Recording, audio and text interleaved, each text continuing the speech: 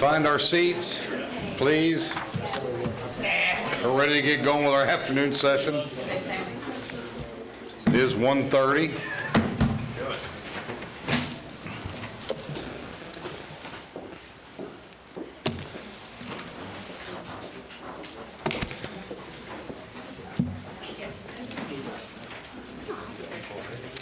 I'm going to get to in a second. I'm going to shift gears on you real quick. I'll follow you. I'm good. We're going to go to the Utilities Master Plan in just a moment. I'm going to bring our tax collector up, Mr. J.R. Kroll, if you would come up, sir. And Mr. Kroll in his office has a check to give to the taxpayers of Seminole County. This isn't the real one. We have a real one. So what do you have there? Yeah, well, I want to present for the Board of County Commissioners for the total that we're submitting this year for our unused revenue, $4,029,423.42. All right. Great, Nice. thank you. Wonderful. Good Thank you work. very much. So JR, if you would, go over to the podium there, and can you explain to the audience where that money comes from and how it comes back to the county commission, please? Okay. Yeah, sure. We collect the money, the revenue that we collect from mostly from property taxes that we take in. We have, small other taxes like the tangible tax and stuff that comes in, but the big chunk of it is going to be from property taxes in Seminole County. And then we have our annual budget to what we use to run our office, and we also produce revenue because we are an agent for the DMV. So with all this money that comes into our office, we have, once we spent up to our budget, we still have money left over. So we contribute that back to the county, and then it goes and distributes back to like the school board and, to the St. John's Water Management. There's a couple other ones that get paid through there, but that $4 million is the total with that. I think 42,000 goes to the St. John's River Management of that. Okay. So it's excess fees? Yes. Great. Well, Yeah. we sincerely appreciate your diligence in giving back, because ultimately that assists in offsetting the tax burden of the citizens. And I know we typically look forward to that every year, and it has not always been historically there with your predecessor. And prior to that, we had become very accustomed to that, offsetting the tax burden. So thank you all very much for your due diligence. We appreciate it very much. Of course, thank you. Enjoy your day. Thank you. Congratulations on your reelection. Thank you. Congratulations, Chair. Thank you so much. Great. All right, next up is we are going to move to our next work session, which was left over from the morning session here at the Board of County Commission. This is going to be Utilities Master Plan, Water Supply and Conservation, Mr. Johnny Edwards. Mr. Edwards, welcome. This is, good afternoon, Mr. Chairman and Commissioners. I appreciate the opportunity to present to the board today. Again, it's the Utilities Master Plan. This is our second work session. I'm Johnny Edwards, the interim Utilities Director. And with me today, I have Steve Riley of Jacobs Engineering, who will do the majority of the presentation. Just a couple quick words before we get started. We had a lot of good comments in the first work session. Last week, we provided details, responses to the commissioners on those comments, and there is some additional work ongoing to collect data and summarize data for you. In addition to that, Environmental Services, in response to the conservation plan, is doing education outreach and conservation efforts that are ongoing and evolving. And with that, I want to turn it over to Steve. Welcome, Steve. Thank you, John. If you'd give us your full name and address for the record, please. Steve Riley, Project Manager with Jacobs Engineering, located at 200 South Orange Avenue in Orlando. Thank you. Thank you. So today we're having our second workshop session on the Utilities Master Plan update pertaining to water supply and conservation. Our agenda includes discussing the current state of the county's drinking water supply, the regulatory environment driving water supply planning, possible solutions to secure your future supply, and a proposed master plan framework for future water supply planning. So what we want to do today is to present that framework, and before we proceed with any detailed planning, we'll be getting input and direction from the board. So this is an upfront proposal on a framework, and we're anxious to receive your input and approval to proceed with the planning phase. So the current state of the county's drinking water infrastructure involves groundwater wells. You have four regional systems, each with its own water plants and well fields. They're shown here on this figure. In the upper left is the northwest system in orange. In the middle blue is the northeast. In the lower left is the southwest, and in the bottom in green is the southeast systems. And so each of these systems has its own well field, and these are all constructed into the upper Floridan aquifer, which is about 500 feet deep.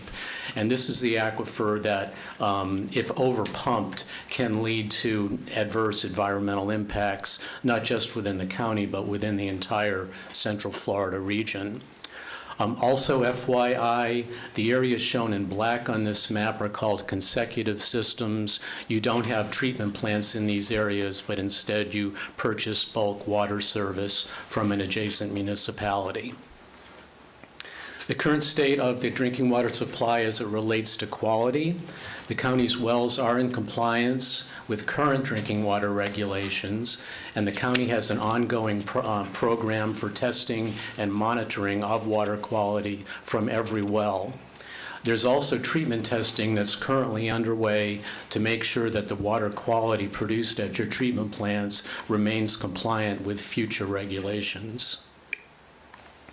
So the regulatory environment driving water supply planning from a quantity perspective revolves currently around your consumptive use permit, abbreviated as a CUP, which you get from the St. Johns River Water Management District. On this map here, we're showing projected demands. The red shows historic demands. The black shows projected demands that we've created as part of this master plan project. And the green line shows your consumptive use permit allocation for your northeast and northwest systems. We're projecting that before your CUP exceeds in 2029, you may be exceeding your allocation in the northeast and the northwest. However, when we look at all four regions combined, we are projecting that you're going to stay under your CUP allocation through 2029. One of the factors that's going to affect Seminole County in the future is the Central Florida Water Initiative, the CFWI, and we expect it's going to limit the available groundwater for the county's drinking water production in the coming years. And the goal of the CFWI is to protect springs, lakes, aquifers, and wetlands within a 5,300 square mile area of Central Florida that encompasses Orange, Osceola, Seminole, Polk, and part of Southern Lake County. It's led by the three water management districts, the Florida Department of Environmental Protection, and the Florida Department of Agriculture and Consumer Services, and it's coordinated with the water utilities in the region, environmental groups, business organizations, the ag community, and other stakeholders. And some of the solutions long-term being promoted by this group are expanding reclaimed water use, developing alternative water supplies such as brackish groundwater, stormwater, and surface water, expanding water conservation, which is the least expensive way to secure future supply, and conducting mitigation projects to offset any withdrawal impacts from groundwater use. So how might that affect Seminole County? We do expect limits to be placed on the county, and based on the latest information, those limits to the county and to all other water users in the region will be a cap set at their 2025 usage. And so on this graph here, we're showing red is the historical demand going back to 2008, and we're showing the projected demand through 2045, which is the end period for this master plan project.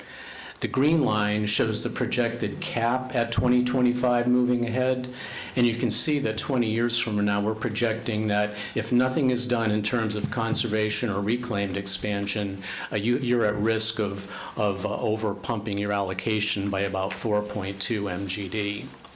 which represents a necessary reduction of about 20% over the next 20 years. So what are some of the possible solutions for the county? Water conservation, expansion of your reclaimed water system, which would require increased use of your Yankee Lake surface water treatment plant, which is considered an alternative water supply source, and impact mitigation, which could include recharging the groundwater aquifer to offset the withdrawals.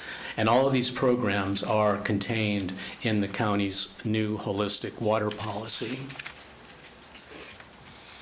Oops. Okay, so first up, conservation. The County Utilities Department developed a water conservation plan in 2022, and it's currently being implemented by the Environmental Services Department and the Utilities Department. You see here some of the main recommendations from that plan. The first two involve state-of-the-art technology, which the county is implementing, including smart irrigation controllers and advanced metering infrastructure. And the yellow stars on this list of projects include the things that are already underway by the county. The Water Conservation Plan projected a potential savings through conservation of about 2.7 million gallons per day over the next 20 years. As mentioned, the county does have an active conservation plan, and a more detailed implementation plan is currently in development by the Environmental Services Department.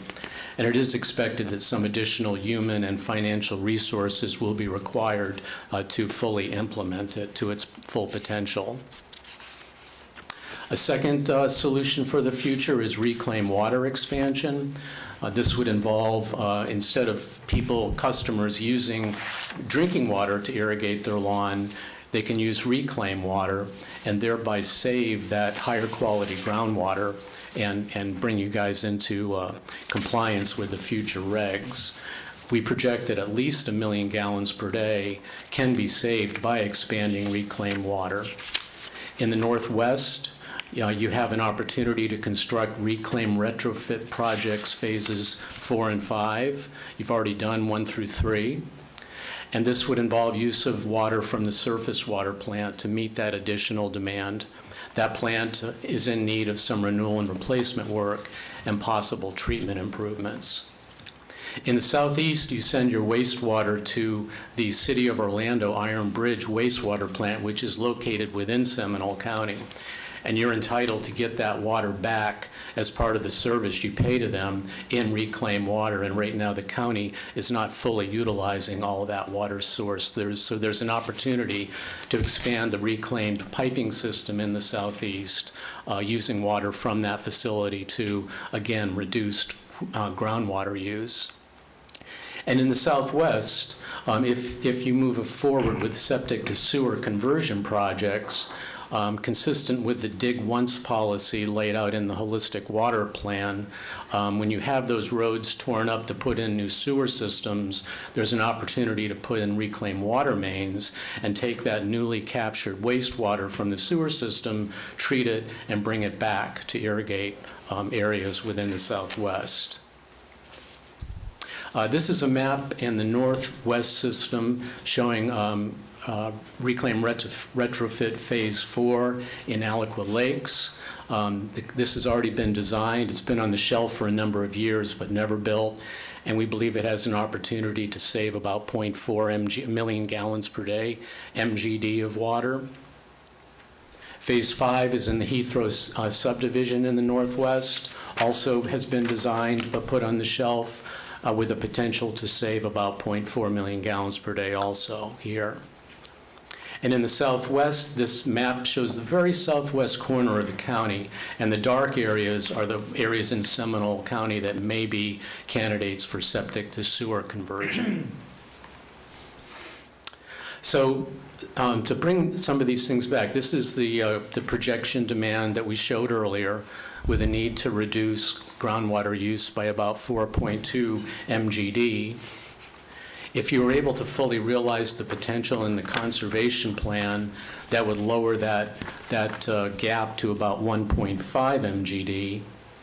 And if you were just to do some of the reclaimed expansion projects that I've shown up here, you could get pretty close to that 2045 target, which is that flat line going from 2025.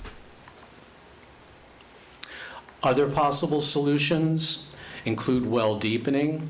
This would involve retrofitting some existing wells that are currently in the upper Floridan, deepening them to the lower Floridan aquifer, which is much less likely to create any adverse environmental impacts. Managed aquifer injection systems would involve taking highly treated water from your Yankee Lake surface water plant and injecting it into the aquifer to recharge the upper Floridan aquifer.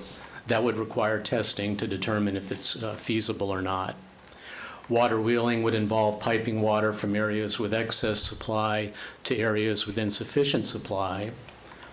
And water use redistribution or retirement, this might be an opportunity with some of the decommissioned golf courses that the county has acquired that had consumptive use permits with them. That could involve reallocating that water to your drinking water supply moving forward. There's also a regional concept that has been presented by the St. Johns River Water Management District as part of their Springs Recovery Plan. And that would involve taking treated water from your Yankee Lake surface water plant, piping it into Orange County to where Rock Springs are located, which is also fairly close to Wekiva Springs. These two spring systems are of concern from maintaining their flows, which are at risk if the upper Floridan aquifer is overpumped. And so by recharging the aquifer near those springs, it would help to preserve their flows and conditions. And it is expected that this is very conceptual at this point, but it is expected that anybody that participated in the program might receive some increased groundwater allocation for their future drinking water supplies. Water supply is not just about quantity, it's also about quality. The county is currently managing compliance of drinking water quality through operations and treatment practices. And we do expect you'll also be implementing projects and procedures in the future to make sure you stay in compliance with future regulations. And some of that testing is currently underway at your water plant in the Northeast. So to summarize, this is the proposed framework that we plan to apply as we move forward with the detailed planning phase for the master plan, which includes implementing the water conservation plan and holistic water policy, evaluating reclaimed water system expansion, determining drinking water quality operations and treatment improvements, implementing the capital improvements programs to support those, participating and coordinating with regional initiatives such as the Central Florida Water Initiative and regional water supply plans, exploring regional solutions and projects, and then preparing for renewal of your consumptive use permit, which expires in 5 years.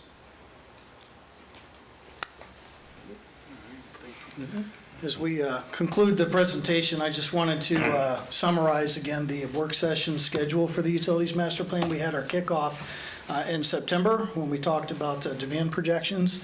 Today, Steve has been talking about water supply and conservation, and you see the 3 remaining work sessions ahead for treatment and transmission mains, capital improvement planning, and the final report planned for September of '25. And with that, our presentation concludes. Thank you very kindly. We sincerely appreciate you all being here today to give us this oversight on this second meeting. We'll start at the far end. Commissioner Constantine will come across for any inquiries of our staff or our contractor. Thank you very much, Mr. Chairman. I'm trying to, as all of us with the previous one, a lot of information, trying to take it all in. We've all I'm sure been briefed on this. Couple of things that I would just want to not add to this master plan framework for future, but just to emphasize, conserve, conserve, conserve. That is the cheapest way to ensure that we have enough water. I'm looking at your exploring regional solutions and also evaluating reclaimed water system expansion. Again, I've mentioned this before about right now we have a city sending a lot of reclaimed water over to Apopka. And if we could find a way to send that reclaimed water or help send some of that reclaimed water up to the northwest, that would be important and I think meaningful part of the solution. And I've said this before, and I think others on this board have said this before, but I have a real concern about using anything or concern about using surface water and anything we can before we start using surface water as an alternative or as an additional water I would be in favor of. I am very concerned about taking surface water from, without definitive proof, taking surface water from the St. John's to be using as drinking water. And I could go on for a long time, but I'm done right now. You're done? Good. That's great news. Commissioner Lockhart. Follow that. Yeah. I'm going to put a timer on these things to show that I spend less time talking than everybody else. I didn't But say that's that. okay. I didn't. That's not You my didn't comment. say anything, Bob. That's true. The others are all laughing. Not at you. Not at you. If we can't have some fun up here, why are we here? And I don't mind it being on the blunt front of it either. Okay. So, conservation, obviously, those efforts have to be aggressive. I think we've all talked about that in prior meetings ad nauseum. I think, from my perspective, the question is what's the next layer, because conservation in and of itself doesn't get us where we need to be. I was here, as was Commissioner Delary, but in two very different capacities when we built the surface water treatment plant and at the Yankee Lake plant, and lived through that whole process and the lawsuits and everything that went along with that. It was quite an adventure. I think there's 3. 3 different lawsuits. I believe we won all of them. We did, but there was a cost. There was. But now here we are, some 15-ish years later, maybe closer to 20 at this point, and we have a very expensive plant that sits on the banks of the St. Johns River that is not doing what it was originally intended to do, at least not at the quantity, the volume that it was intended to do. So we have this remarkable asset, a beast, if you will, that's just sitting there, and we aren't fully utilizing it. It is a beast. It's massive. It's just not, it's not pumping what we need to be pumping with it, and that's why I think some of it's deteriorating. So when you look at the retrofit, subdivision retrofit programs, also having lived through that, and I was the district commission aide at the time in those particular neighborhoods, there was a lot of angst and a lot of change is hard, physical change is hard, conceptual change is hard. That all being said, I don't see any other project or plan that you've proposed that doesn't involve some type of pain. Even conservation for some people is going to be painful. But let's just assume we're all on board with the conservation aspect, that next step. And it's funny, I remember Blaine Dara, I'm going down a rabbit trail here. He was the president of the Heathrow Master Association at the time. He was so sad that we did not finish phases 4 and 5 because he wanted Heathrow to entirely be on reclaim. And so, in a way, I kind of feel like it would be fulfilling his wishes to get that project done. But I also want to know, when you bring back to us, if you're bringing back to us in a whole plan,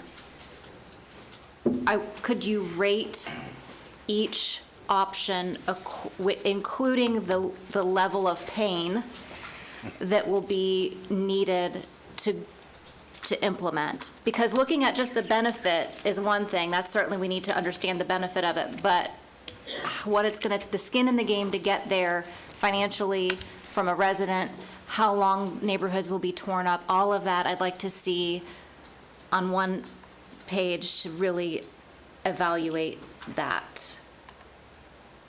Is that a possibility when that time comes? Yes, we do intend to do a comparative analysis of all these options, Everyone? including the issues you mentioned. Okay. Could you also talk about, because I know there was probably some cringing in the audience when we talk about the recharge, and I don't want to use the wrong phrase because I know that one word off can be the wrong name, and I don't want to give people a heart attack unnecessarily. Managed aquifer MAR. recharge. Yeah. Yes. Can you please describe the difference between that and what some of the other deep well injection type concepts that have been thrown around Sure. that I think we may be even piloting? When we talk about deep well injection, that usually has to do with disposal of a waste stream of water, whether it be water from a wastewater plant that can't be reclaimed, or water from like a reverse osmosis type water treatment plant that is a brine. And it's pretty common to build deep injection wells to dispose of those kind of waste streams. Those are of unknown feasibility in Central Florida. They're extremely popular and feasible in South Florida.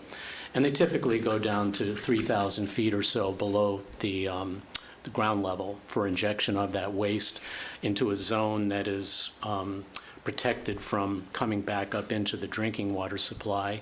For managed aquifer recharge, that'd be a totally different thing. That would be using high-quality treated water to inject back into the upper Floridan aquifer where you're already getting your water from. And it would basically just be sending that water back in to recharge that aquifer and protect it from overpumping. So they're very different. One involves a very high-quality water product being injected into a very shallow zone of the aquifer system, and the other would be a disposal method Okay. that isn't even being practiced in this area, and it's unknown whether it would even work. Okay.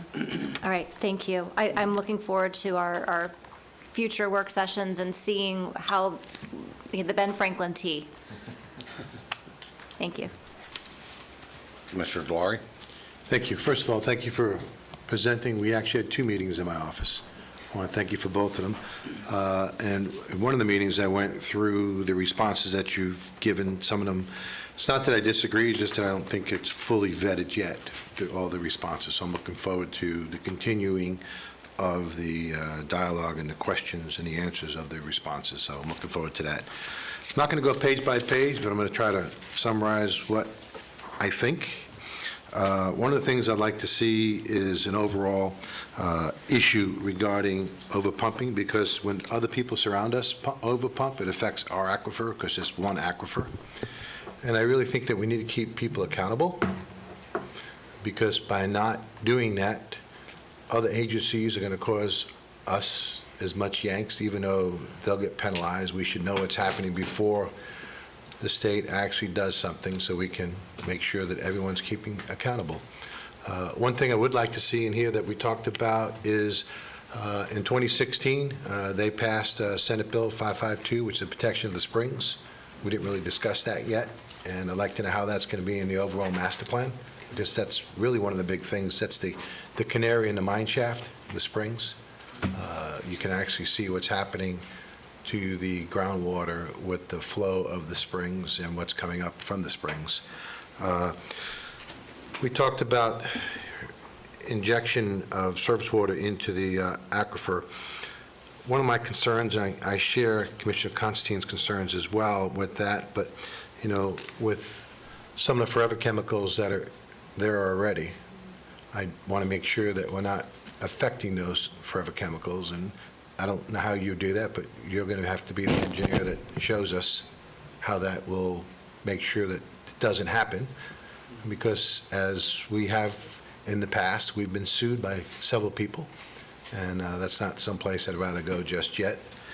And then, over the years, we have talked about water wheeling and about moving water with our road projects. We've never done that yet, and I'm hoping someday, even if we keep on bringing it up, that our staff will look at the water wheeling and figure out how we can capitalize on, when we rip up a road, that we only rip it up once, because we've talked about that for many years, and we haven't done it yet. So I'm looking forward to that, as well as, Steve, you talked about the existing golf courses, and I'll pick on Deer Run for a minute. That was one of the reasons why we bought Deer Run, was to cap that and to hydraulically model that over to our other southeast water plant. And looking forward to, I know our staff has actually spoke to St. John's regarding that, and that was part of the agreement of purchasing that golf course. So that needs to be in our plan. And then, back in the day, when we talked about Yankee Lake, we spent a lot of money, upwards of plus or minus about $60 million to build Yankee Lake. We've never really used it to its fullest extent. Our consultants, back then it was Seachtomb Hill, and I know Seachtomb Hill got bought out by Jacobs. You all convinced us that we had to build Yankee Lake, and we've never used it to its full capacity yet. And I know that St. John's did give us some money to offset some of the costs. It wasn't a lot, but it was some. So the residents of this county basically invested in a water plant that we really haven't used yet.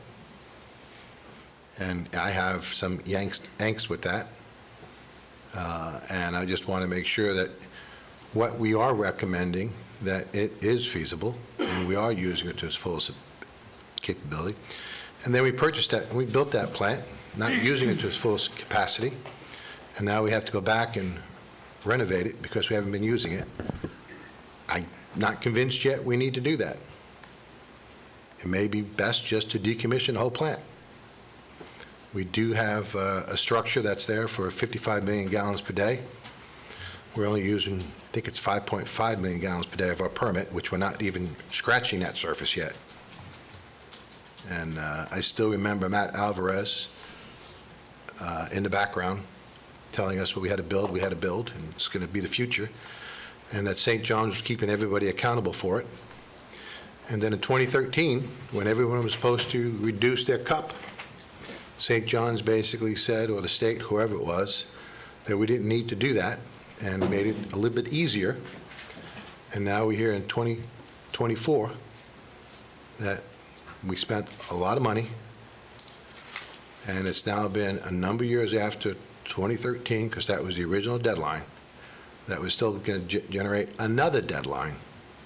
And so before we start putting more millions of dollars into infrastructure, I need to know policy-wise what is truly the policy moving forward in Central Florida. And I know they're going to be talking about the water initiatives and everybody in Central Florida water initiatives. That was before 2013. That's what everybody agreed to. And to invest $60 million plus or minus into a water plant that we're not using, it's not an easy pill to swallow or a glass of water to drink. And I just need to make sure that we're doing that. And then it comes to the regional plan. I think we need to get more active. I think our staff needs to be more active sitting at the table, so that we are looking at it from where, if we're going to hold ourselves accountable, we need to hold everyone accountable, so that the 2013 doesn't happen again, and that other people are not overpumping that's going to affect us, and that we are asking people to enforce the state's plan that happened in 2013, 552. And I've not seen any of this yet. And I think that we need to start asking, how are we keeping everyone accountable, not just Seminole County? If we're going to be spending money, everyone needs to be accountable. And that is part of the policy that we should be incorporating. So I don't want to see a master plan that, this is great, we need to do it, and 2013 happens again. It's too difficult to do it, people can't afford it, and it's not going to happen, and we spent another $60 million. End of my report. Thank you. Commissioner Herr. Thank you. Great presentation. I'm a big fan of implementing dig once to add the reclaimed. I think that's where the dig once was referenced. I do think that the northwest section of the county is already built the way it's built. The plantings are the way they are. We're going to have to water it for a long time. We need to figure this out. I do think it will be rather painful, and I understand why Blaine Darrow would have wanted it to happen all at once, because he already took the bullets for doing it from the first half of the neighborhood, and we would take them again when we start digging in others, but it needs to happen. I think to align with the notion of conservation is the most effective way to do this, I think we need a definition of what aggressive conservation means. We've used the term rather loosely. We say it's going to hurt and people may be bothered by it.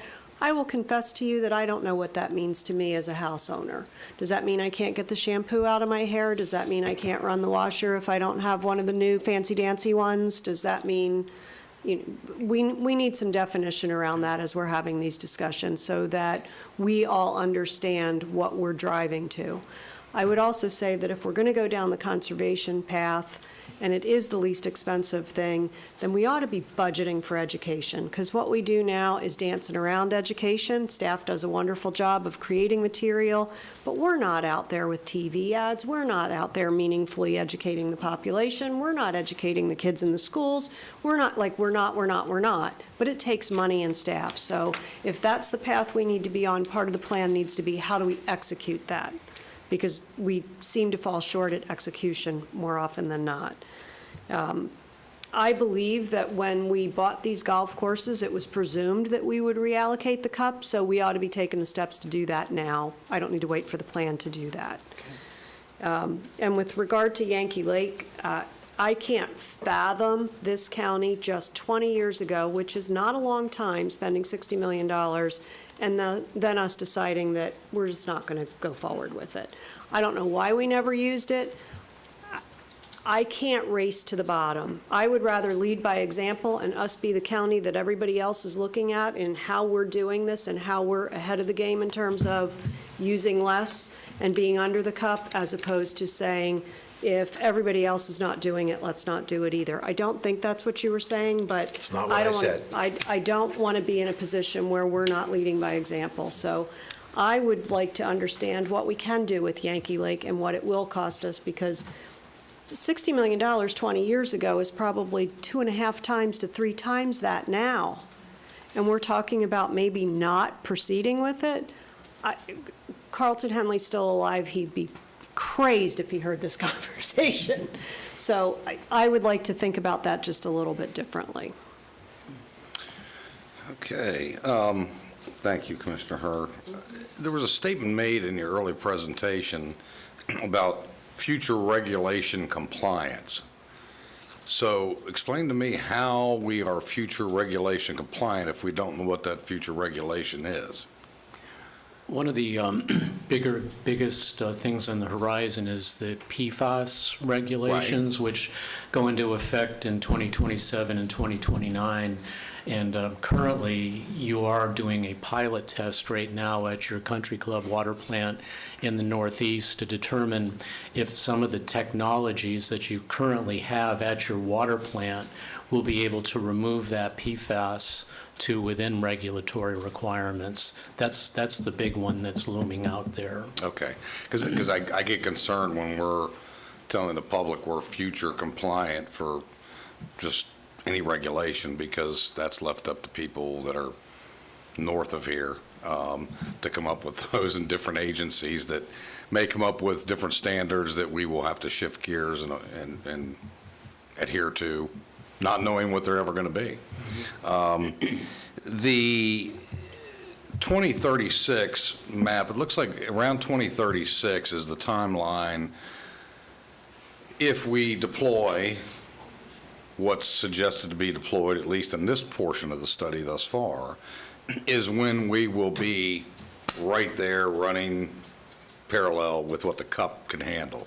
and has 2036 out. So I think what I'm hearing here is if we deploy some of these mitigation things that like Commissioner Hers indicated, we're not sure what those are, whether you wash your clothes twice a week, once a week, every other week, whatever the case might be, which will make my wife happy, by the way, if we go every other week.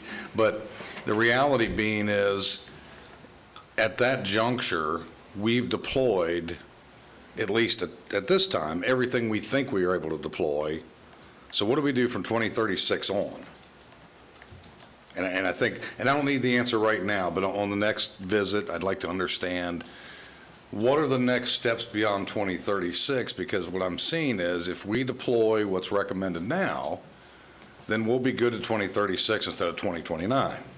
So we've bought arguably 7 years if all those measures work, but we haven't gotten beyond that to the 2045 timeline. So whatever that might be. I think it was already mentioned the golf courses that were purchased. I know Ms. Ornberg, if she's here, yes, she is.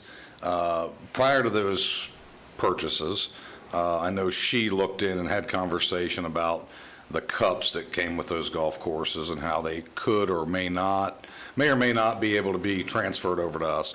Also, some mitigation credits, I think, on one of those golf courses. But the thing I didn't hear with the golf courses, which is one of the big reasons I supported the Wekiva purchase, and I don't want all the golfers in the community to lose their mind because I'm not talking about tomorrow, but in the future, that was identified as one of the most highly desirable recharge areas in the county. So if you look out 20 years or 25 years or 30 years, whatever that is, I'd like to have an understanding what that might look at. Is it a portion of that golf course? Does it require all of it? It was my understanding early on in talking to, quote, experts before we purchased, it would not be necessary to take the whole golf course, that it could be utilized in conjunction with the golf course for recharge, but it would have to be separated, et cetera, et cetera. So I'd like to know what that might look like into the future. And then finally, on the Yankee Lake situation, I would not be a proponent of wanting to mothball Yankee Lake and start all over. It's my recollection, and I wasn't here, but as a member of the public listening to some of these hearings, it was my understanding that there was a plan for either Lake County or Volusia County to come on board, and that's why it was advocated to build Yankee Lake to the size it was built then, which they would help us pay for it. And then ultimately, it's my understanding, those counties backed out at some juncture. So it'd probably be well for us to be educated on what that really means. And then finally, I want to make sure that folks in my district understand this has nothing to do with your personal well yet. No telling what Tallahassee might do, but this is the public utility servicing your water supply and not necessarily your well. That said, I would urge you to conserve as much of your well water as you possibly could as well. So those are my thoughts. I look forward to the next update and report. And I understand this is a living document that is going to, develop over time, and we appreciate the work you're doing and hearing our concerns and so forth. So thank you all once again. Mr. Chairman, just to clarify, my comments weren't to say that we shouldn't do anything. That wasn't my comments. My comments were stating, because I want to keep everyone else accountable, because if we are looking at policy, we need to make sure that whoever is overpumping doesn't overpump, and that they are following the regulations and the policies that are set by the state, including us, instead of us being the front runner, and then everyone's saying that no one has to do anything. I want to bring everybody with us. Understood. That was my intention. Anyone else? I just- Commissioner Herr? I just have a question, just to make sure I'm understanding the charts. If I get to what I think is slide 20 or page 946 in the book, I'm online. I'm I sorry. think the reference to 2036 is only with aggressive conservation. Correct. But if we add in reclaimed, then we get to 2045. Do I understand that correctly? Yeah, and 2044. the latest information we have is that the regulators understand that overnight, you just can't stop at Right. 2025. They intend to give all the permittees time to get their programs in place, conservation, reclaimed, et cetera, so that they're really looking at all the utilities getting to that 2025 cap probably in the 2040s. They understand it may take a decade or longer to ratchet down that groundwater use. And I would tell you, when I sat on the CFWI board, that none of this is engraved in stone completely at this point. There are agricultural interests that have weighed in, many cities as well as counties. There are, some of those entities who have already deployed conservation efforts way in advance of some of this, and we're not so certain that they're actually receiving the proper credits that they should receive. And then finally, I would also ask if we can check into the Yarborough Ranch had a cup.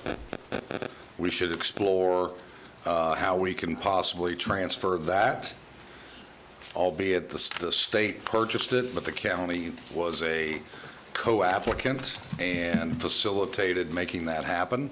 So I think we should have some conversation with our state partners on if that cup can be transferred now that that is put into conservation. So outside of that, that's all I have. Anyone else? Thank you all very much. We Thank you. appreciate the update and look forward to the next one. Thank you. Thank you. All right, next item up is we are going to move into our public hearing, quasi-judicial. I will be looking for accepting proof of publication, please. So moved. Second. Motion is second. All those in favor? Aye. Opposed, like sign? Hearing none, motion carries unanimous. I will ask the county attorney, Ms. Kate Latour, to read into the record the rules of public participation. Thank you, Mr. Chairman. While the board welcomes comments from all persons with an interest in these proceedings, Florida law requires that the board's decision in quasi-judicial actions be supported by competent, substantial evidence presented to the board during the hearings on the applications. Competent, substantial evidence is such evidence as a reasonable mind would accept as adequate to support a conclusion. There must be a factual basis in the record to support opinion testimony from both expert and non-expert witnesses. Persons presenting testimony may rely on factual information that they present, information presented by county staff, information the applicant presented, or on factual information included in the county staff report to support their testimony. All persons who present written materials to the board for consideration must ensure that a copy of such materials is provided to the clerk for inclusion in the board's record of the proceedings and the official minutes. Mr. Chairman. Thank you very much, Ms. Latour. And has any commissioner received or have any ex parte, and if so, identify how it was submitted? I have none to submit. None. None here, so no ex parte. Very good. Again, if there's anybody here to speak on this matter, make sure you fill out the appropriate form. Get it right down here to Dominique with her hand held up. Do not wait until the last moment, because if you do, you're liable not to be able to be speaking. So if you're here now, please fill out a form. Get it up to Dominique so we can get you all staged and moving through. The first one we're going to start with is the Masters Academy Special Exception Amendment, and this will be presented by Ms. Kathy Hamill. Our staff will give the presentation. The applicant will be given an opportunity to also speak. At that point, we will go to public input. After public input, we will give the applicant, if they so desire, a rebuttal if needed. Ms. Hamill. Thank you, Kathy Hamill, Development Services. I'm presenting to you tonight, or this afternoon, an amendment to the Masters Academy Special Exception. This amendment will allow the placement of 3 temporary portables to permanent placement. The Masters Academy Special Exception was approved back in 1998 for a private school up to 12th grade. There have been a couple of amendments since that time, one in 2013 for an all-purpose room, which is also a gymnasium, and in 2018 for an administration building. In 2021, they requested the temporary placement of 3 portable classrooms during COVID. Due to the tolling that took place during COVID, they were able to extend the temporary placement for 18 months to May 31st of this year. They are now requesting to have those 3 temporary portables permanent placement. This will require an amendment to the special exception due to the increase of the square footage of the school. This amendment will not increase the number of students nor the staff. It will not have an impact on the traffic or the surrounding areas. The permanent placement of the portables is consistent with the approved use that has existed since 1998, and the request is consistent with the special exception criteria listed in the staff report. On October 2nd, the P&Z voted to recommend the BCC approval of the amendment, and we are recommending the BCC to approve the special exception amendment for the placement of the 3 temporary portables. I'll be happy to answer any questions you may have. Any questions for staff? Pretty straight. Commissioner Lockhart. I was just curious, we keep referencing 3, but the site plan only has 2. There's 2 pieces of site plan. Yeah, there's, Oh, there it is, it's under the fold. it's a test. Look at that. Hiding. I only saw the 2, 1 and 2. There it is. Okay, thank you so much. Okay. Any other questions for staff? Look at that, you just fold it and it's right there. There you go. Unfold it. Amazing. It's Or you amazing. just scroll. Or What a you scroll. concept. Okay, is the applicant here, and does the applicant wish to make any presentation or statement to the Board of County Commission? If so, please come forward, state your name and address. Thank you, Mr. Commissioner and Commissioners. My name is Marcus Meningay. My address is 1235 Stone Harbor Road, Winter Springs, Florida 32708. And I do not have anything to add that was adequately shared with you already, but if there's any questions you would have for me, I'm happy to answer. Any questions for the applicant? Nope. Commissioner Constantine. Just one. It seems that, you know, when you place portables on for temporary, they always become permanent. So, it happens in every school, seen it all the way through the state. When you say changing this from temporary to permanent, is that your intent, is to truly keep them permanent? Or is that's just, you know, the context of what you're here for today with a special exception? Yeah, exactly. It is not our intent to keep them permanently, but it is really the only next step we can do to keep them for a longer period of time until we can build something that obviously would be more aesthetically pleasing and beneficial in many ways for the students on our campus. So we actually had 2 portables on our campus, I think in the early years, early 2000s, that were there, and people thought those would be permanent. And now there's a building in the place of where those 2 were, and it clearly looks much better. And so that would be the goal here as well. Anything else for the applicant? Seeing none, thank you very much, sir. Thank yourself at home, and we'll invite you back up if necessary. Dominique, are there any folks from the public that wish to speak on this matter? No, sir. Seeing none, we will close public input and go to board action. This is Commissioner Delari's district. Thank you, Mr. Chairman. And I've been on the campus quite a bit, not recently, but quite many times. And just like they've said, they have put portables up in the past as a temporary, and then as the years go by, they convert them to permanent, Commissioner Constantine, and they do a very nice job at it. And they do a phenomenal job for the all the students in not just Seminole County, but the surrounding areas. And with that, Mr. Chairman, I'd like to make a motion to approve the amendment to the existing private school special exception to allow permanent placement of 3 existing temporary portable units located at 1500 Lucas Lane, Oviedo, as presented here today. Second. Motion and second. Any further discussion? Seeing none, all those in favor? Aye. Opposed, like sign. Hearing none, motion carries unanimous. Thank you very much. Next item up is item 38, Ronald Reagan Plot Rezone. Ms. Caitlin Apgar will present. Ms. Apgar? Good afternoon. Caitlin Apgar, Planning and Development Services, for the record. The applicant is requesting the approval for a rezone from A1 Agriculture and R1A Single Family Dwelling District to R1 Single Family Dwelling District for a proposed single-family residential subdivision on approximately 4.76 acres located at 6200 North Ronald Reagan Boulevard. The applicant proposes to develop the subject site as a single-family residential subdivision in compliance with the R1 zoning classification with a minimum lot size of 8,400 square feet and a minimum lot width at building line of 70 feet. The parcel currently has split zoning. The western half retains the R1A single-family zoning district, and the eastern half retains the A1 agricultural zoning district. The property is currently developed as a single-family residence. The request for the rezone to R1 is to allow the property to be subdivided into single-family lots. The proposed subdivision intends to include the current residence on the eastern side. The number of lots is formally undetermined at this stage, but the applicant is approximating about 14 lots as allowable and in compliance with all applicable regulations. The property has a future land use of low-density residential, which allows a maximum density of 4 dwelling units per net buildable acre. Access proposed is via Ronald Reagan Boulevard, which is considered an urban minor arterial operating at a level of service A.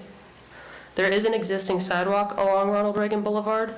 The developer will be required to provide internal sidewalks for the development that comply with the Land Development Code of Seminole County. The requested R1 zoning classification does not require a plan for review during the rezone process. Therefore, at the time of preliminary subdivision plan review, the development will be evaluated for buffer requirements. The R1 zoning district does not require open space. The subject site is currently located within the City of Sanford's utility service area, but will be transferred to Seminole County service area and will be required to connect to water and sewer. There is an interlocal agreement between the City of Sanford and Seminole County for the service boundary change, and it is pending the memorandum of agreement for final execution.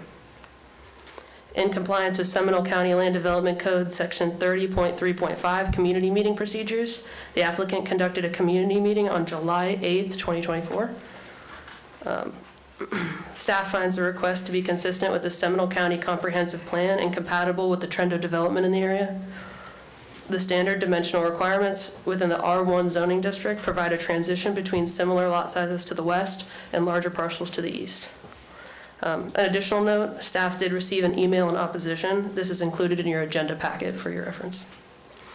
Staff recommends the Board of County Commissioners adopt the proposed ordinance enacting a rezone from A1 agriculture and R1A single-family dwelling to R1 single-family dwelling for a proposed single-family residential subdivision on approximately 4.76 acres located on the northeast side of Ronald Reagan Boulevard, southwest of Nolan Road. The owner and the engineer are here, just in case. Fair enough. Questions. Any inquiries of staff? Seeing none, is the applicant desire to make a presentation or address the board? You're good? Great, thank you very much. All right, we will go to public input. Ms. Dominique, are there anyone from the citizens here desire to speak on this matter? We have one speaker, Cindy Holler.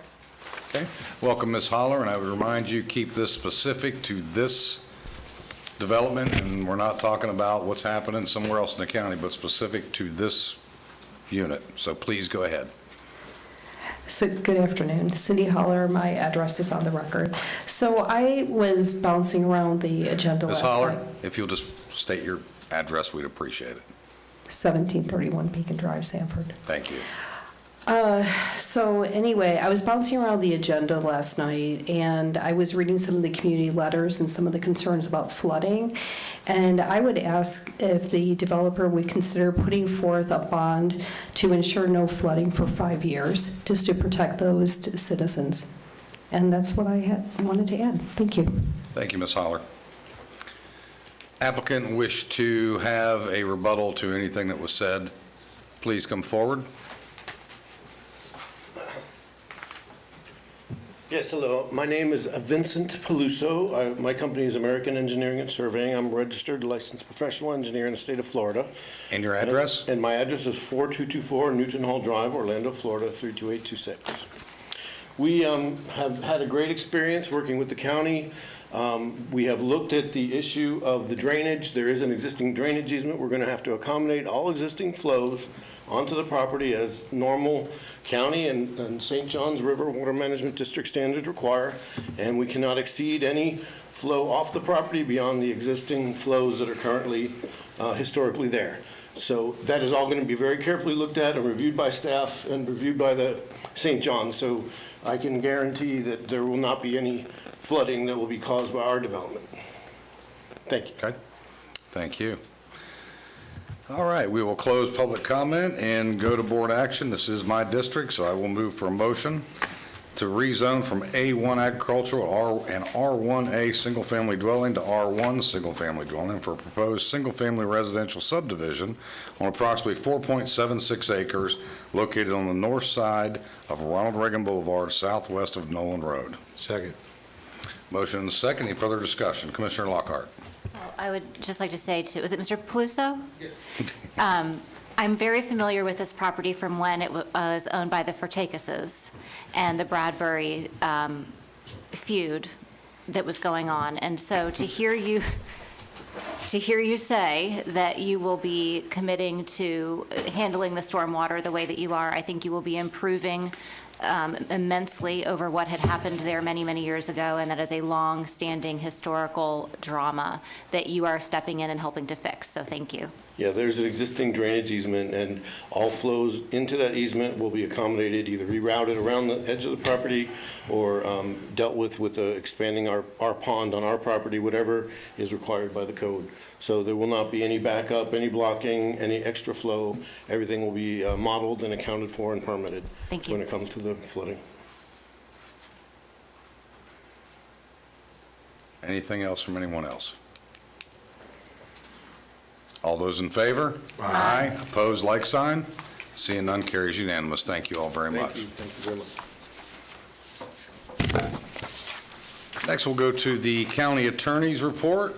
Ms. Latour? Commissioners, I just wanted to take a moment and remind you all that next Tuesday, November 19th, is the date scheduled for the board swearing-in ceremony for the returning commissioners and the reorganization of the board, where you all will vote for chairman and vice chairman. That's pursuant to your operating policies and procedures. And just wanted to remind you that we'll be back again next Tuesday. Very good. Anything else? That's all for my report. I have a question. Can you bring us up to speed on the clerk of the court's lawsuit that the clerk of the court is suing the county commission? Well, nothing's been filed yet officially. We did receive correspondence from legal counsel for the clerk, outside counsel, sending us a draft complaint for declaratory action regarding the board's funding or the clerk's argument that the board is not properly funding his Article 5 CGIS expenses. In the letter from the attorney, he suggests the board engage in pre-suit mediation with the clerk. I have spoken to each of you individually about that and received your feedback one-on-one. I welcome your thoughts as a body in the sunshine on that. My position throughout the budget season was that the Florida law provides that the $2 fee from the $4 recording fee that goes to the county is dedicated to clerk technology expenses, and that there is language in the statute that limits the county's obligation to just that $2. And that's where we ended up with the clerk. Well, thank you. And my position is we have talked about this in depth with the budget hearings. I think we've covered that at least 3 times in budget hearings. And Mr. Malloy at the last hearing was not here himself, but sent a representative instead. And I think my clear understanding from our staff is we are doing what the county commission is supposed to do And the argument is not to the level he desires to do, rather than what the law requires. Is that a fair analogy? Correct. His ask was beyond the $2 fund that the county receives. So, you know, the last time that the clerk sued the county was over the right to invest the investment funds on behalf of this county commission, which cost the taxpayers in excess of $100,000 in legal fees and time in the courts. It's unfortunate, but I have no appetite to sit down and have some kind of mediation when I think, at least this commissioner, I've made myself very clear, and I think several others have, but I won't speak for them, in the public hearings of what we believe should happen based on what our legal counsel has told us and have told the clerk in those public hearings. So that's my position. Anyone else? Commissioner Herb. I would support that position, and actually, I might take it a step further and say that if we prevail, that we ought to charge the attorney's fees back to his budget as well. I mean, we can't just keep suing each other at the expense of the taxpayers because we don't like the answers that are clearly supported by law. But I would also like to ask, to go back to the former statement that you made, County Attorney, and that is that we'll all be back here next week. I had previously indicated to the management team here that I am not going to be here next week. It is the first time I have ever left the country for a week, and it was a prearranged trip that I cannot miss. So I had asked if there is a procedure for us to change the date of that meeting. So could you expound on that, please? Sure. Your board operating policies and procedures call for the swearing in and reorganization to occur the second Tuesday after the election, which falls on next Tuesday, the 19th. There is a provision in your operating policies and procedures where the board can move to suspend those rules. Those are the rules you put in place. You can suspend those rules. It would require a supermajority vote of the board to suspend the rules, and then you could collectively pick an alternative date to have the reorganization and the swearing in. I think that's the way around the policy that you have in place. And is the swearing in and the reorganization intrinsically connected? Not in my opinion, no. But I don't think they have to occur on the So same the day. swearing in could still happen next Tuesday for anyone that's already predetermined to have family be there. And the reorganization could, we could change the date if this board so chooses. I believe that's a possibility, yes. So out of respect, I'd like to be there for the reorganization. I'd like to be there for the swearing in as well, but I'm willing to say no to that. I'd make a motion that we suspend that rule and pick a date where all 5 of us could be there for the reorganization. Second. Motion and second. Discussion. So we're being asked to waive the rule. Correct. So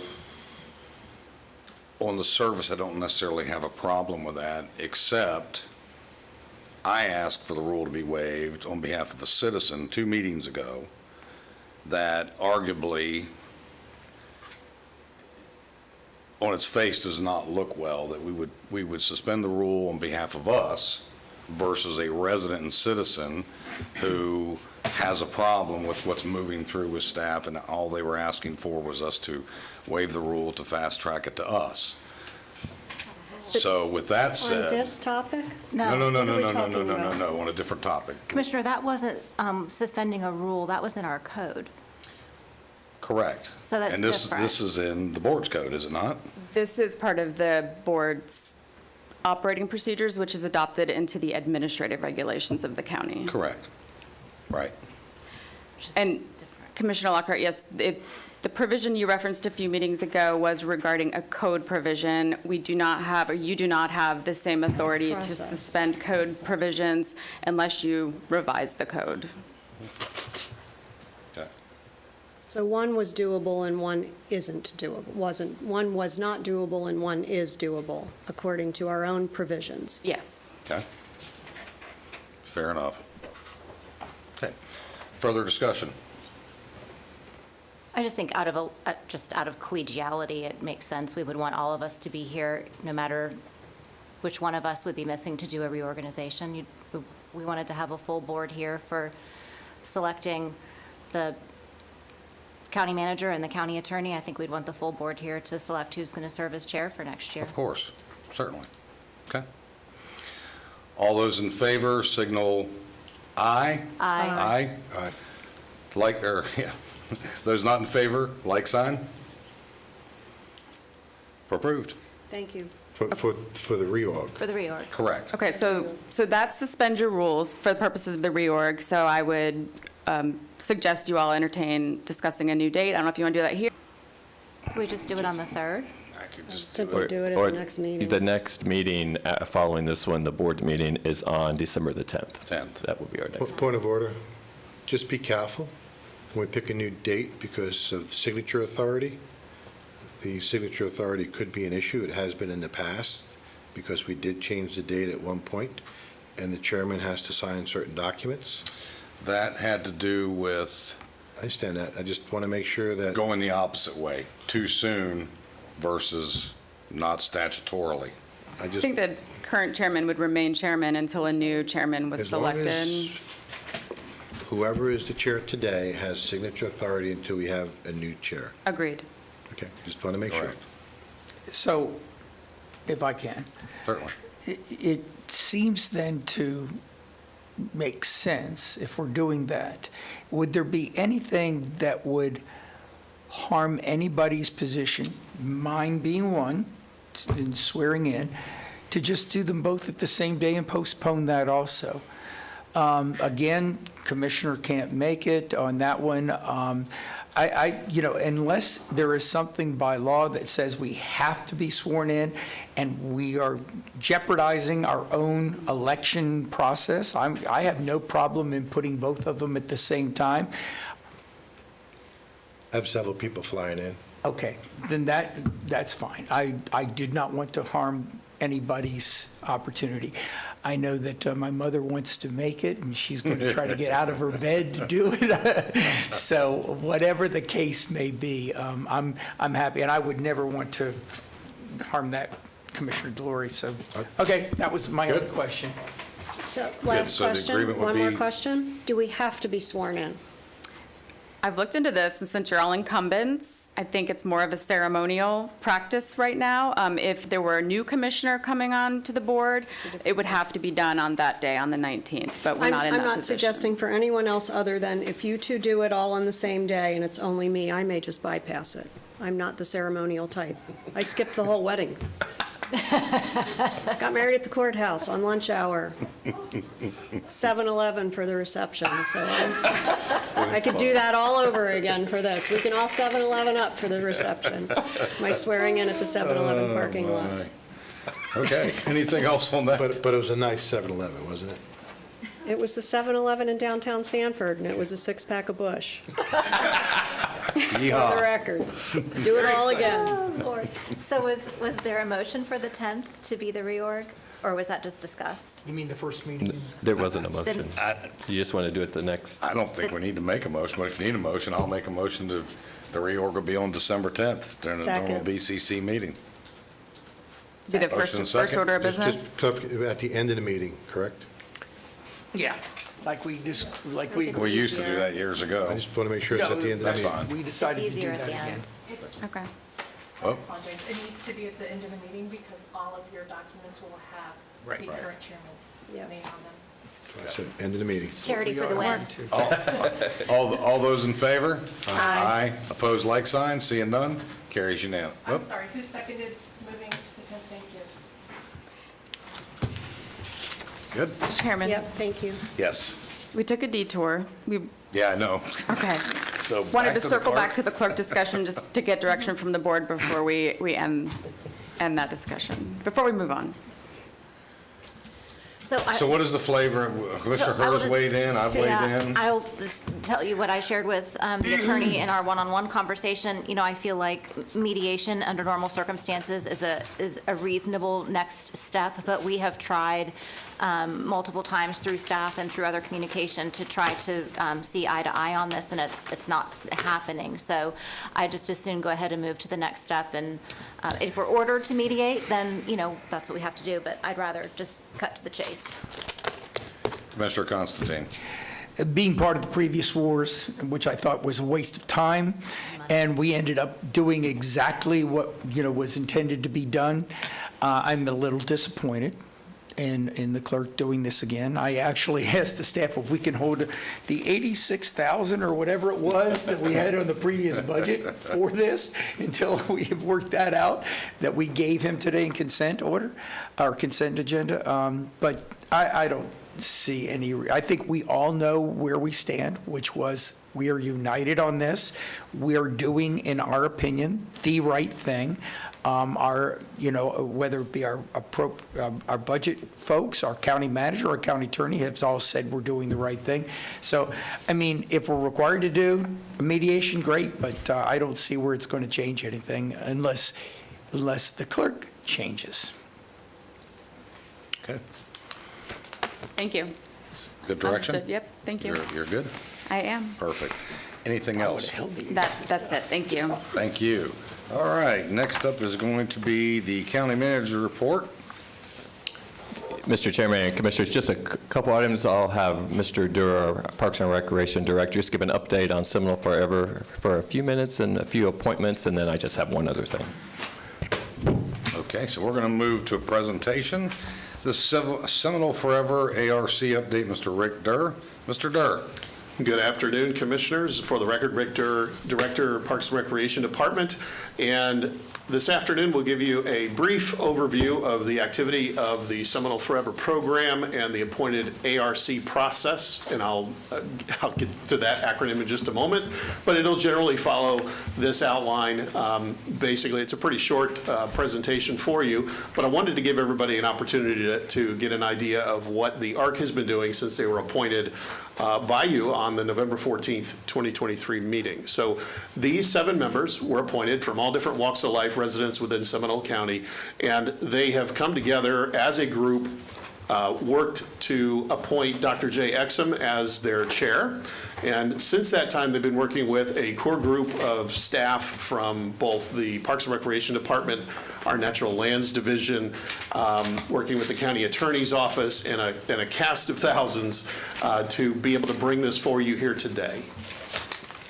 So first, the ARC met on January 25th at Boomba Soldier Creek Park.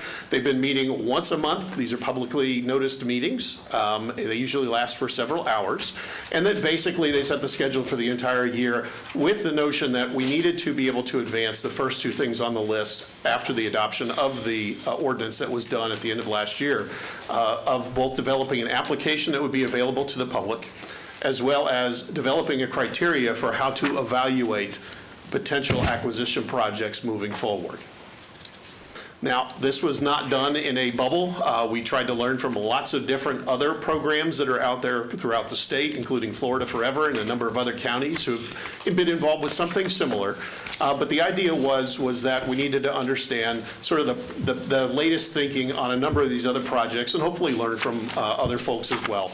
Also including taking a look at how we had done originally the application and evaluation process as part of our original natural lands bonds that went back to 1990 and 2000. So between May and October, the ARC also invited in folks from nearby programs, and those folks graciously gave of their time to be able to ask questions, let our ARC ask specific questions, lessons learned, really understand how they worked with both their advisory boards as well as to come up with criteria for evaluating properties. The ARC reviewed criteria, as I said, from other programs, including our own, but we also developed a couple of tools for them to use, and that was working with GIS, and I'll show you what those look like in just a moment, to help them be able to establish some of the base data that they'll use to help draft the criteria and then also evaluate these properties moving forward. So a final draft of the criteria was approved at last month's ARC meeting. We're going to spend a few minutes looking at that outline, but just a note, in both September and October meetings, The ARC took that draft criteria and applied a couple of test case samples. And that was really to get an idea of how this process might work. And they took a couple of parcels that the county already owns, so we were just looking at our own properties, and then going through the evaluation process. And a lot of things were fine-tuned. Lastly, it was vetted by the county attorney's office to make sure that we had a presentation for you here today to be able to move forward with.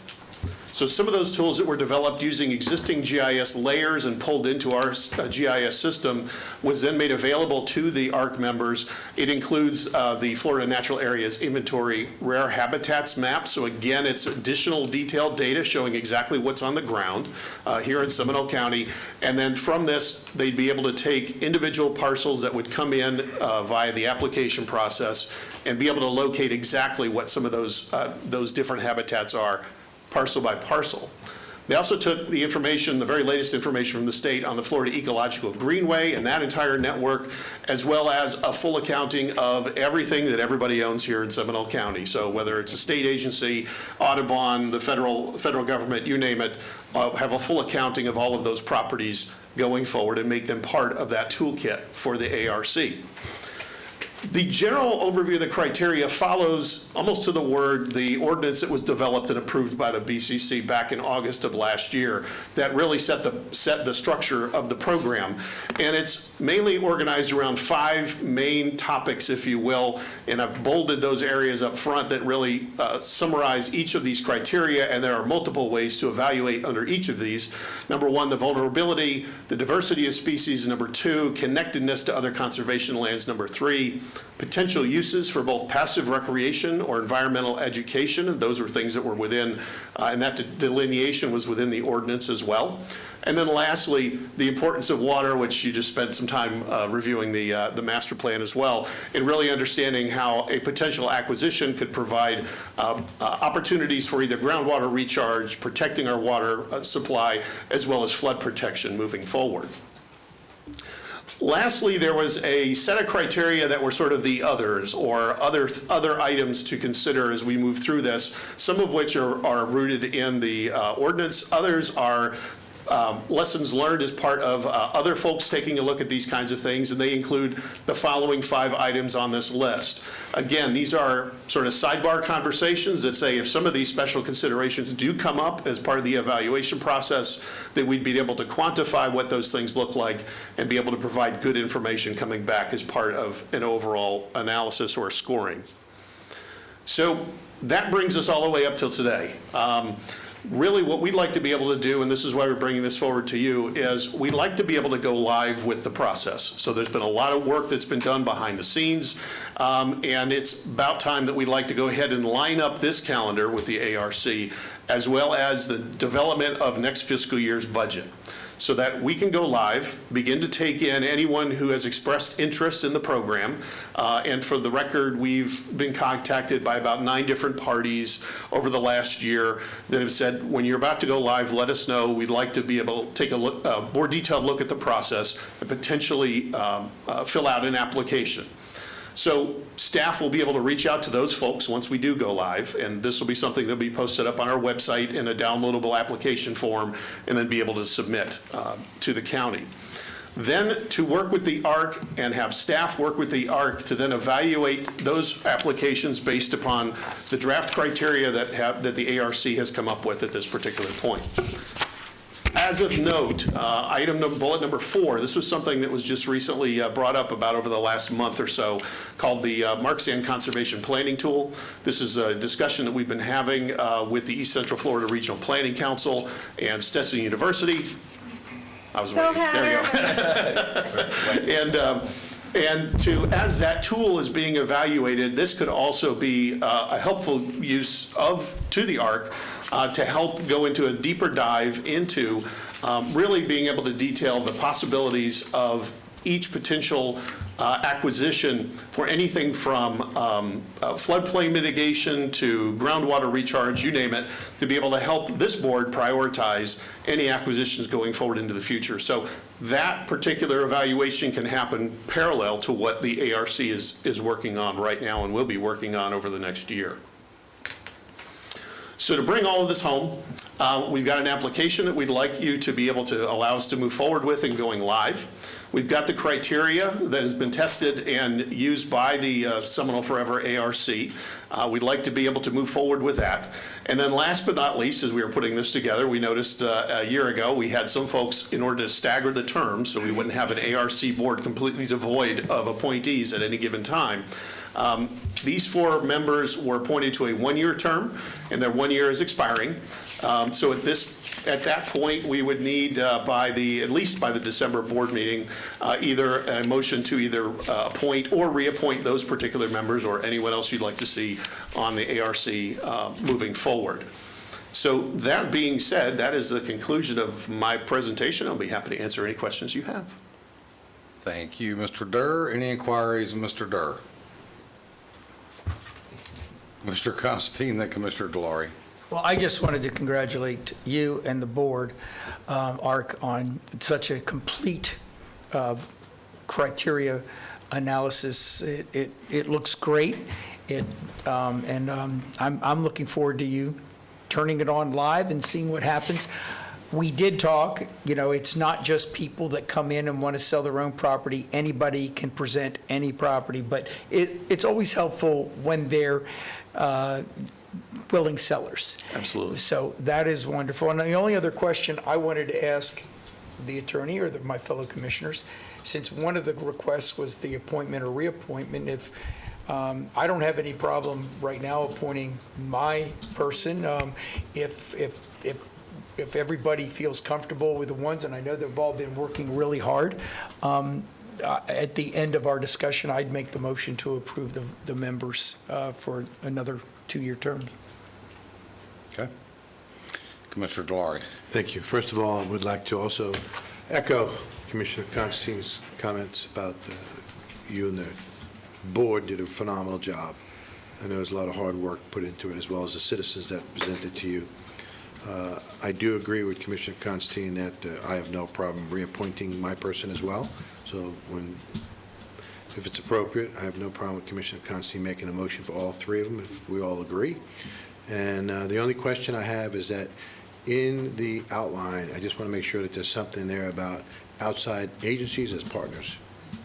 Absolutely. So in the special considerations column, one of the categories that was brought up, let me go back to that real quick. It doesn't need to be agencies, but other entities. Any other entity or potential for matching funds or partnerships is on the 4th bullet right there. I just want to make sure that that's clear on item number 4. That is correct. Yes, it is. It needs to be broad but clear. Absolutely.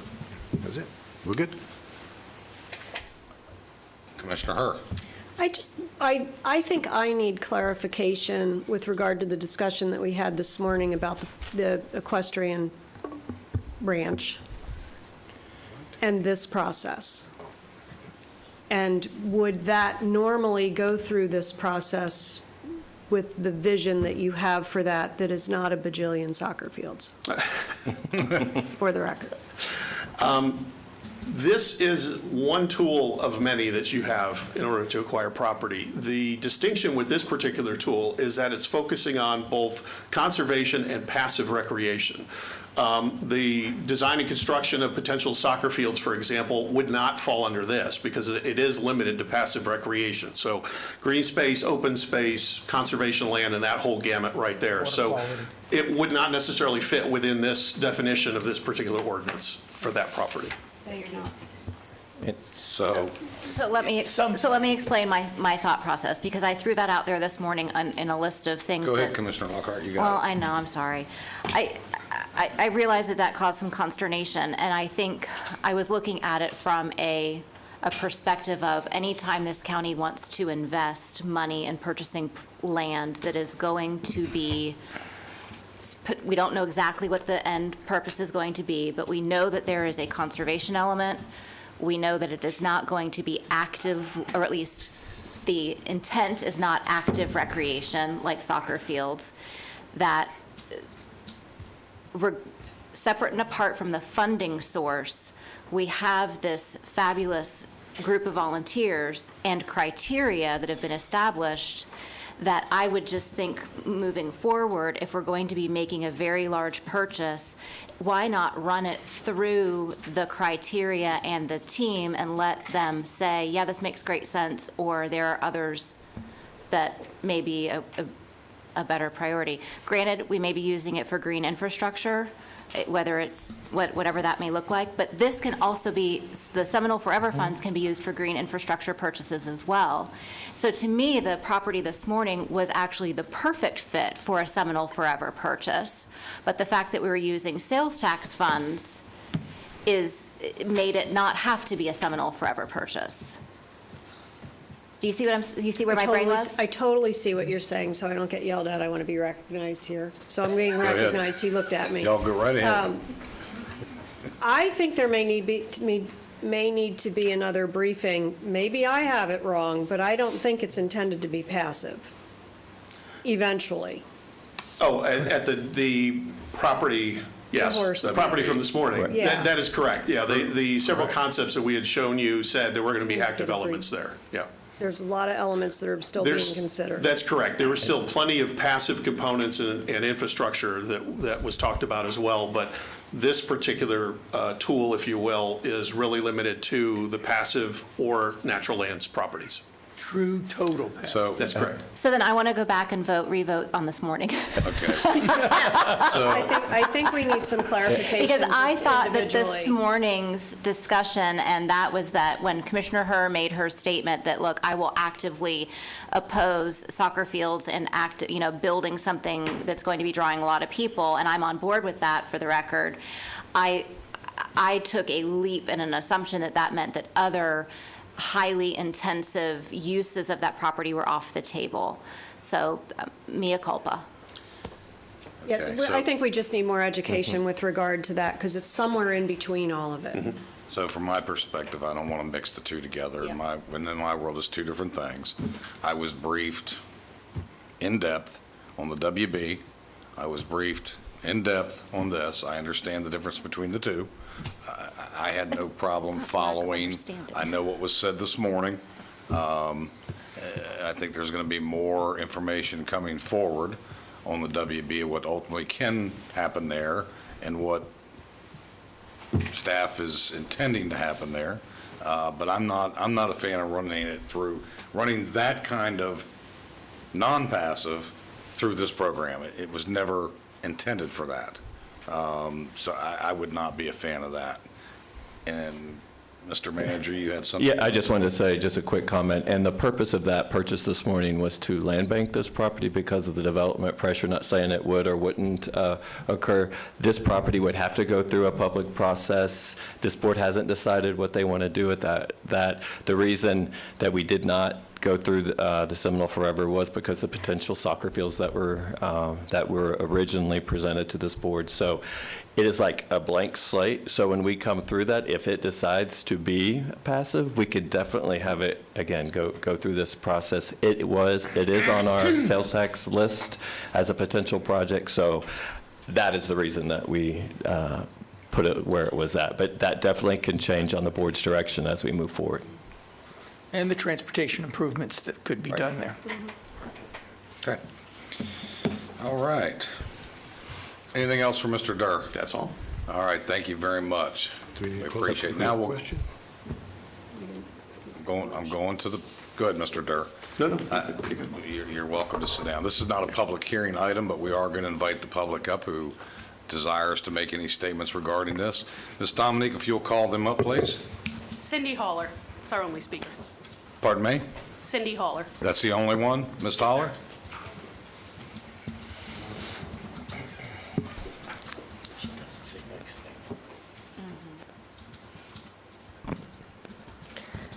Cindy Haller. Address is on the record. So I just appreciate everybody who is on the ARC and all the time that they put into this and the work that the county did. And I look forward to it being a very successful program. Thanks.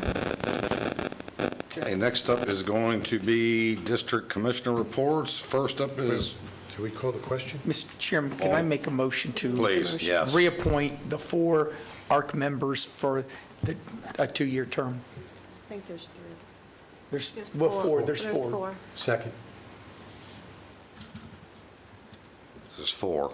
Who's the fourth? We're good with The 4? at-large. There's 3 districts and Oh, 1 I'm at-large. sorry, I'm looking at the wrong column. We've been here too long. So we're going to make one motion on all of them, is that correct? Yes, sir. Okay. The seconder agrees with that? Seconder agrees. All those in favor? Aye. Opposed? Like sign? Carries unanimous. Does that also entail the Seminole Forever application and the criteria developed by the ARC? Well, hopefully there's another motion for that. Oh, I'm sorry, that's what I thought you all did. You want to do your second motion? Sure, and I did not know if this recommendations, if they needed a motion, but it does, I see the word motion now. So I will approve the Seminole Forever application process and the motion to approve the criteria developed by the ARC. Second. Motion is second. Any further discussion? Any further discussion about anything else we reviewed today? You better hurry up and take a vote. All those in favor? Aye. Opposed? Like sign? Carries unanimous. Thank you. Okay, can we move now to Commissioner Delory? Thank you, Mr. Chairman. I have 2 quick appointments, and the first one I'd like to appoint is Michael Harvey to the SCIDA, which is Seminole County Industrial Development Board, effective November 12th, 2024, with the term ending December 31st, 2028, and to include the appointment of John Samoli to the TDC Tourism Development Council, effective November 12th, 2024, term ending December 31, 2025. Second? Second. All those in favor? Aye. Opposed? Like sign? Carries unanimous. Continue, Commissioner. Thank you, Mr. Chairman. I just would also like to acknowledge our Deputy County Manager. I believe there is a birthday coming up within the next day or so, and I just wanted to wish her happy birthday. Happy birthday, Tricia. Happy Happy birthday, Tricia. birthday. End of my report, Mr. Chairman. Thank you. Next up is Commissioner Constantine, District 3. Thank you very much. Just a couple of things. We've got October 30th, there was another meeting, the statewide opioid abatement council that, as you know, our sheriff is the ex officio chairman for the attorney general. And on the 30th also, the Orlando Regional Realtors Association had a new office and welcome home. If you haven't seen that building, unbelievable. It's a Taj Mahal, quite frankly. But the interesting thing is that both Mayor Demings and I were there, and when he was talking about Orange County, there was a gathering of folks. When I got up for about Seminole County, more than half of the people there were from Seminole County, and all of them wanted to buy homes in Seminole County. And one of the reasons might be because Niche just named us the #1 school district in the state, which is pretty darn cool. Also, we had the Wyamore Road project completion ceremony, which I know everybody will be very happy about that. Hopefully, it will. There won't be any more blockage of the road, right, Jean? And also, I know, and that'll be it, because I think you all will probably cover a few other things that already happened. I will say that the Central Florida Zoo Asian Lantern Festival will be coming up again, starting on the 15th. I know we're all excited about that. It's always a great event. And on the 19th, before we have the swearing in, there will be a CIDA meeting at 8:30.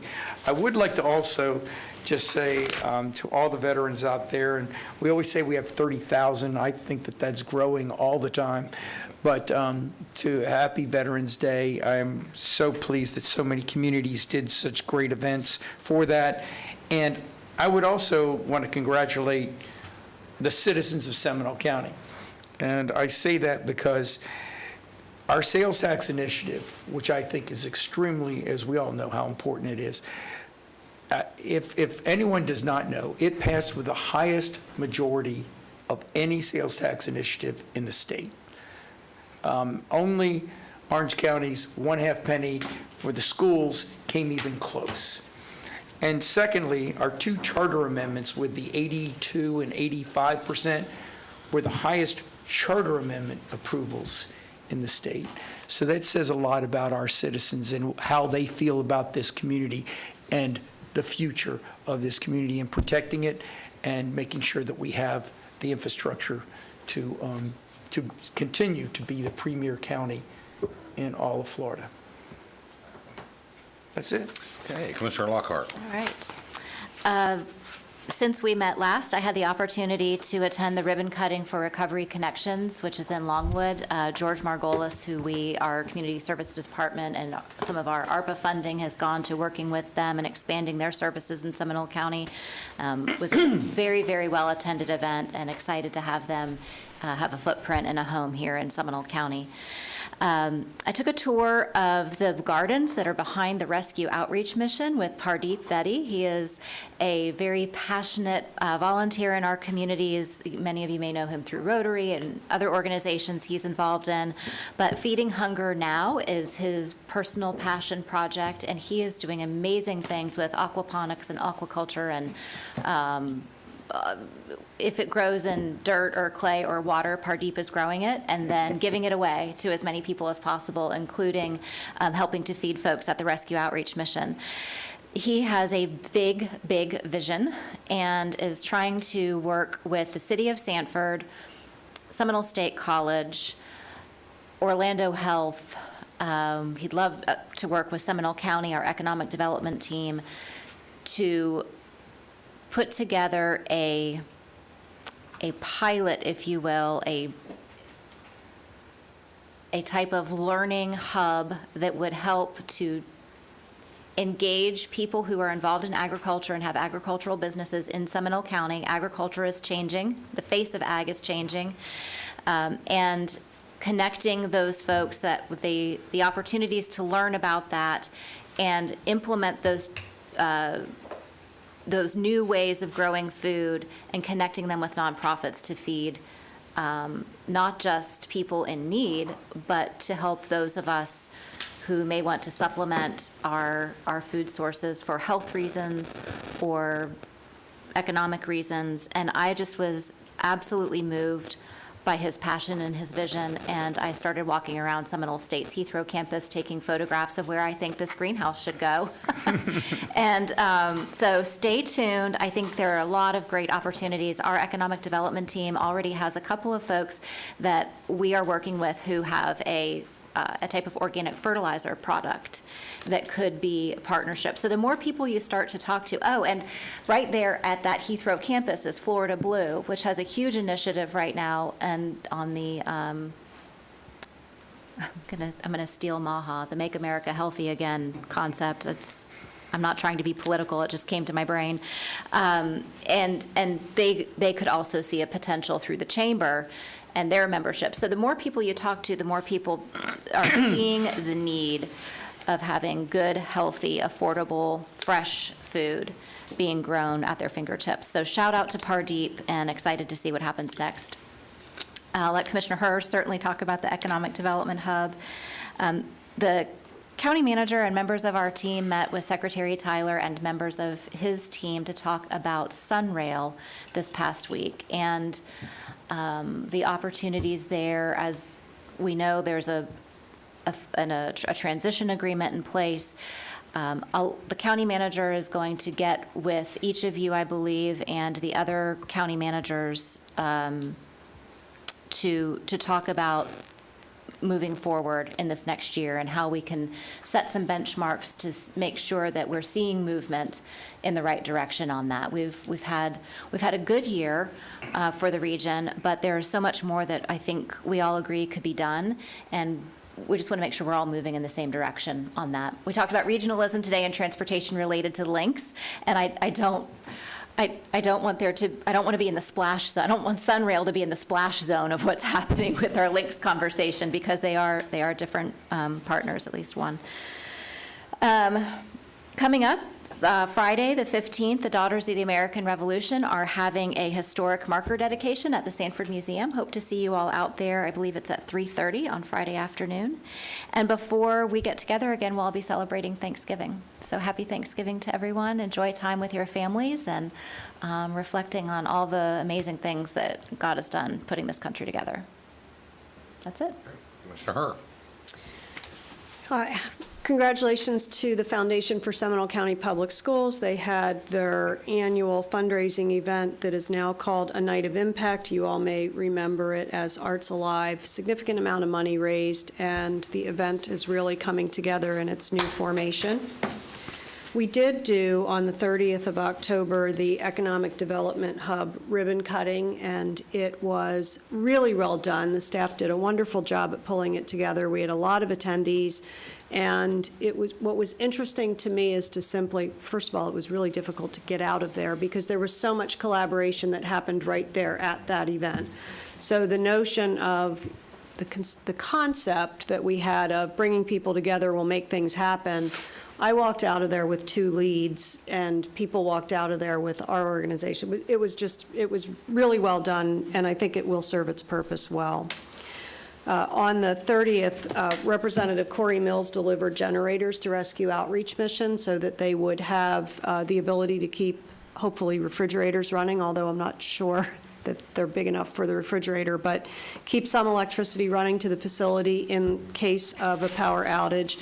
And I'd like to thank Alan Harris for agreeing to take custody of them, to move them into, and Darren and the team, to move them into our operation so that we can just deploy them out there. That means we'll be maintaining them.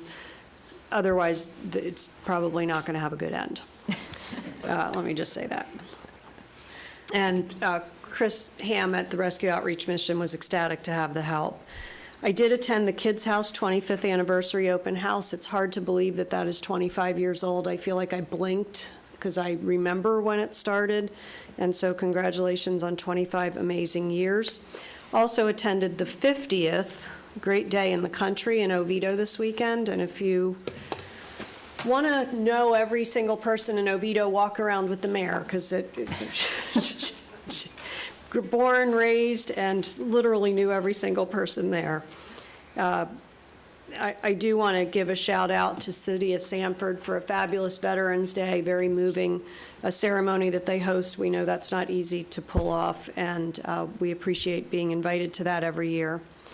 And then with regard to the penny sales tax and the passing with the percentage rate, I want to give a shout out to the people that made that happen. We had several civic organizations in this community that leaned in hard for this. One was the Private Business Association of Seminole with a unanimous vote to support it, the Seminole County Regional Chamber, and Leadership Seminole. And what I will say about those 3 organizations is this is the first time that I've seen a tax initiative where organizations work together as well as they did.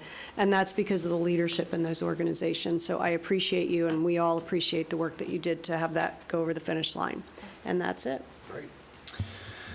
Well, I want to wish Trish a happy birthday. Also, Commissioner Constantine, who had a birthday this past week. So now he's 22. Yeah. But happy birthday. Thank you. Well, while my fellow commissioners were out cutting ribbons for opening ceremonies and doing all those fun things, I spent the majority of my life in the last couple of weeks on the canvassing board for Seminole County. And we appreciate you. Oh, I'm sure you do. Better you than us. But I want to thank Dominique, the folks at SGTV, our attorney's office. These individual employees were there, 6, 8, 10, 12, 14 hours at a sitting, getting through this process. So thank you all immensely. I know it was sometimes trying and sometimes just very long, not knowing when it would ever come to an end. Of course, we still have a couple more meetings to follow up on coming up on the canvassing board, but they hopefully will not be that long. So what I can say is, with SGTV being there, that there should be no question in this community's mind how transparent this process has been. We have literally videotaped every aspect of it and announced basically to my fellow canvassing boards desire for me not to do it, actually announce exactly what the canvassing board was doing at a given time while we were handling paper and those kinds of things. And I would encourage anybody from the public to spend a day or a couple hours the next time there's an election, just go sit and observe the canvassing board and what the canvassing board actually does. Contrary to belief, the canvassing board does not count every vote. We have to duplicate ballots. We have to make decisions on voter intent. We have to make decisions on eligibility to vote in some cases. We have to recreate ballots that have been ripped or torn or somehow broken in the process. But the canvassing board does not count all the votes. We do have to certify the equipment. We do have to certify unofficially the outcome of the election, then ultimately certify the equipment again, and then do official certification, which are the next meetings coming forward. So it's a lot. It really is a lot. On that note, I have asked the county attorney at her convenience to reach out to the SOE and coordinate how the changeover from a new SOE will go with the old SOE on a time schedule, so everybody's has an understanding how that will go. Outside of that, that's where I've been for the last couple of weeks. But I've been with y'all in spirit. So thank you all for attending those, and we sincerely appreciate it. If there's nothing else for the good of the order, I'm going to go to public comment that is not on the agenda. If there's anybody here from the public wishes to speak on non-agenda items, we dedicate at the end of the meeting approximately 30 minutes to come up, 3 minutes apiece, to speak to the county commission. So Ms. Dominique, if you would call those names out, and if we get them lined up, we'll get you all through this process as soon as possible. We only have one speaker, Chairman, Leanne Diabru. Pardon me, what's the name? Leanne Diabru. Okay. Up. Yes, ma'am. Welcome. Hi, this is my first time. How's everybody? Welcome. My name is Leanne Diabru. I'm the resident in District 5. I am here today to propose a no-fine library to Seminole County. We need your address, if you wouldn't mind, real quick. My address is 3210 East Grove Terrace, Sanford, Florida, 32771. Go ahead. I want to propose a no-fine library. I prepared some notes here. So I have a couple episodes with Sanford Library, and that's when the idea coming from that. Sometimes our life gets so busy, I always borrow at least 5 to 10 books. If they sit in my car for more than 5 days, we are talking about close to, $10, $15 fine. And by the episode that I have, if you have more than $10 under your name, you cannot borrow more books. So a couple times interaction with them, and I do a little bit of research. I think no fine library should be ideal moving forward. Right now, from what I understand, I think Winter Park is already have this policy implement, and I think Oviedo or Coy also have this no-fine library. So I want to know how can we propose this idea to the county. Right here is a library should be a place that not teaching people how to take responsibility. They are a place to encourage lifelong learning, exploration, and innovation. So I hope I can bring more material moving forward to show you guys what the no-fine library is. I don't think library should be a place that using a fine, a penalty to consider its income or profit in a way. So I don't know how to bring more material to show you guys, but this is what I propose today. Well, I would ask that you turn right around there. Mr. Durr, right there, is in charge of the libraries. Okay. If you'll just speak with him, he'll give you his contact information and anything that you want to present. If you can get to his folks, that'd be All great. right. The one question that I have Yeah. is, and I understand what you're indicating, but how do you incentivize getting the book back? So Let people have it forever, or how's that work? I don't know the detail how we can do this, but ideally you don't want to make people feel discouraged. Like Sure. my daughter, one time we travel and she forgot a whole stack of books at home. So that costs about almost $18. And when I talk to them, they say, well, you can either pay the whole 18 or we do this one-time exception for you, but for the rest of your life, you can't really make a mistake again. So that really put an idea of in my daughter's mind, like, yeah, I can never late again, blah, blah, blah, but life happens. And at the same time, for me, furthermore, is you want to encourage them to do so. If you're late this time, maybe you can donate something in the back to make up your mistake or volunteer some hours. Whatever you can do to make it up instead of kind of discourage them because they have this fine or penalty idea in their mind.